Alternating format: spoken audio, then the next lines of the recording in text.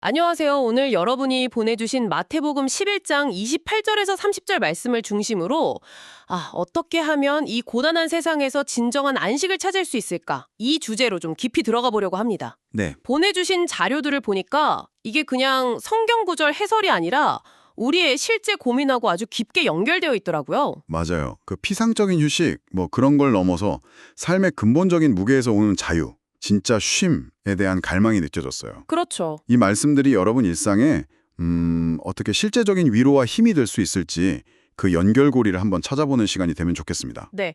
그럼 먼저 왜 우리 삶에 이 안식이 필요할까? 이 질문부터 시작해 봐야 할 것 같은데요.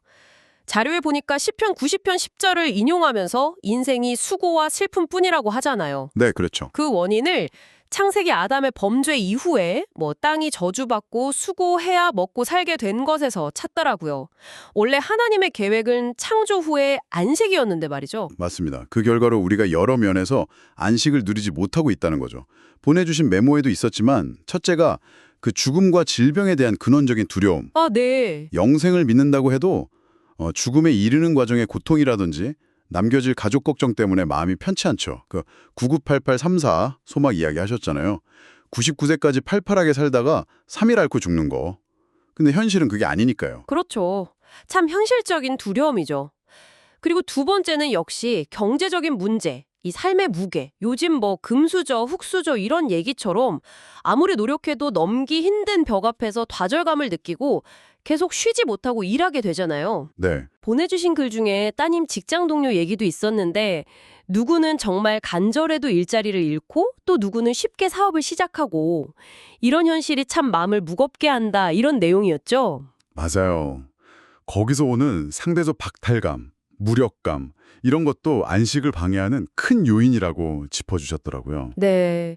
그리고 세 번째는 이제 신앙인으로서 겪는 죄의 문제. 이것도 중요하죠. 네. 거룩하게 살고 싶은데 자꾸 넘어지고 실패할 때마다 찾아오는 죄책감. 또 자료에서는 이걸 사탄의 송사라고 표현했는데 우리를 자꾸 정죄하고 넘어뜨리려는 그런 생각들이 마음의 평화를 깨트린다는 거죠. 네, 이 부분이 상당히 현실적인 고민으로 다가왔어요. 저도 보면서. 자, 그런데 이런 문제들에 대해서 보내주신 자료들은 한결같이 예수님 안에서 해답을 찾고 있더라고요. 이게 참 흥미로운 지점이었어요. 네, 특히 그 연결이 중요합니다. 이사야 53장하고 베드로전서 2장을 연결해서 그가 채찍에 맞음으로 너희는 나음을 얻었다. 이 구절을 해석하는 방식이요. 그 부분 저도 인상 깊었어요. 그러니까 예수님의 십자가 대속이 단순히 죄사함 이걸 넘어서 그분의 육체적인 고난을 통해서 우리의 질병과 고통까지도 담당하셨다. 이런 해석이죠. 이게 죽음과 질병의 두려움에 대한 직접적인 답변이 되는 거고요. 또 마태복음 10장을 근거로 참새 한 마리도 하나님 허락 없이는 안 떨어지는데 하물며 우리의 생사호흡을 하나님이 쥐고 계시니까 죽음을 너무 두려워하지 말라 이런 메시지도 강조되어 있었고요. 그렇군요. 그럼 죄 문제에 대해서는요? 죄 문제에 대해서는 역시 로마서 8장 1절 2절 그리스도 예수 안에 있는 자에게는 결코 정죄함이 없다. 이 선언이 핵심 키워드죠. 네, 그 말씀. 자료에서는 이 구절을 우리가 넘어져도 죄책감에 그냥 갇혀있지 말고 이미 우리에게 주어진 자유와 의로움을 믿음으로 붙잡아야 한다. 이런 실천적인 권면으로 풀어내고 있었어요. 그러니까 실패 자체보다 그 이후에 우리가 뭘 붙잡느냐가 중요하다. 이런 말씀이시군요. 그렇죠. 바로 그거죠. 자, 그럼 이 안식을 어떻게 실제로 누릴 수 있는가? 이게 제일 궁금한데요.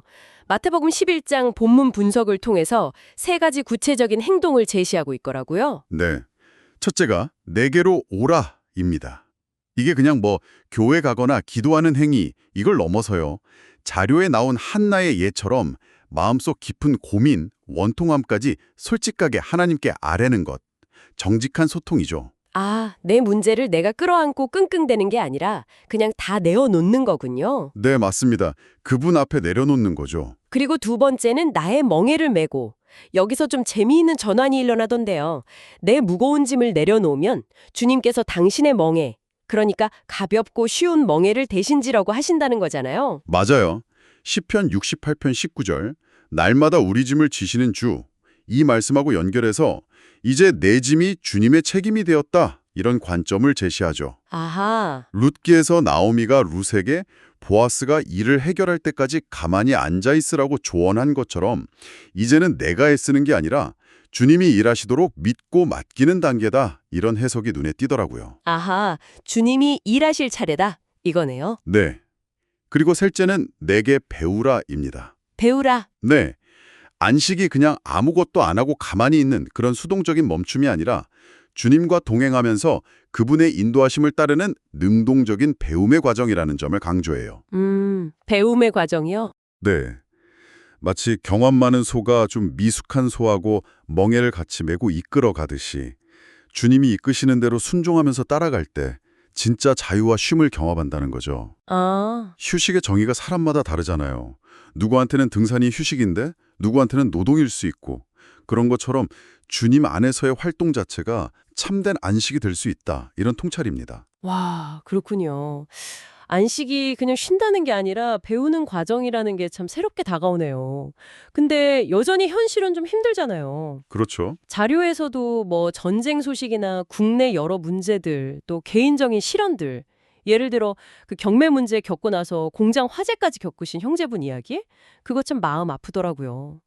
그런 속에서 어떻게 평안을 유지할 수 있냐 이런 질문도 있었고요. 네네. 얼마나 막막하셨을까요?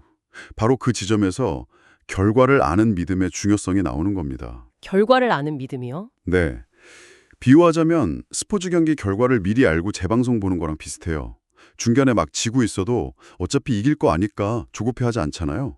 아, 네네. 그렇죠. 우리 삶의 여정에서도 하나님께서 이미 최종 승리하고 가장 좋은 것을 예비해 놓으셨다는 믿음, 로마서 8장 32절 인용도 있었죠. 그 믿음이 있다면 현재의 고난이라는 골짜기를 지날 때도 소망을 잃지 않을 수 있다는 겁니다. 자료 속 그 형제분도 결국은 하나님의 선하신 계획을 신뢰하면서 마음의 안정을 찾아가셨다는 간증이 있었고요.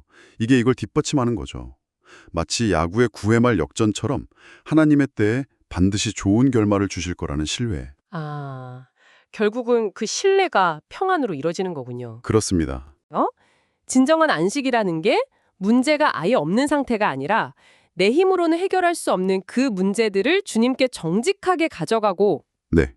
그리고 나의 그 무거운 짐 대신에 주님의 가벼운 멍에, 즉 그분의 인도하심을 받아들이고 그렇죠. 그 과정 속에서 그분의 방법을 신뢰하면서 따라가는 법을 배우는 것. 네. 내게 배우라. 여기 있다는 거군요. 네, 정확합니다. 최종 결과는 이미 약속되어 있다는 그 믿음 안에서 오늘을 살아가는 것. 그게 바로 안식의 핵심이죠. 네. 그래서 마지막으로 이 질문을 여러분께 한번 던져드리고 싶어요. 여러분 삶에서 스스로 지고 가려고 애쓰는 그 무거운 짐은 혹시 무엇인가요? 그리고 그 짐 대신에 주님의 가벼운 멍에를 메고 그분의 인도하심을 따르기 위해서 오늘 당장 시도해 볼 수 있는 아주 작은 첫걸음은 무엇일지 한번 생각해 보시면 어떨까 싶습니다.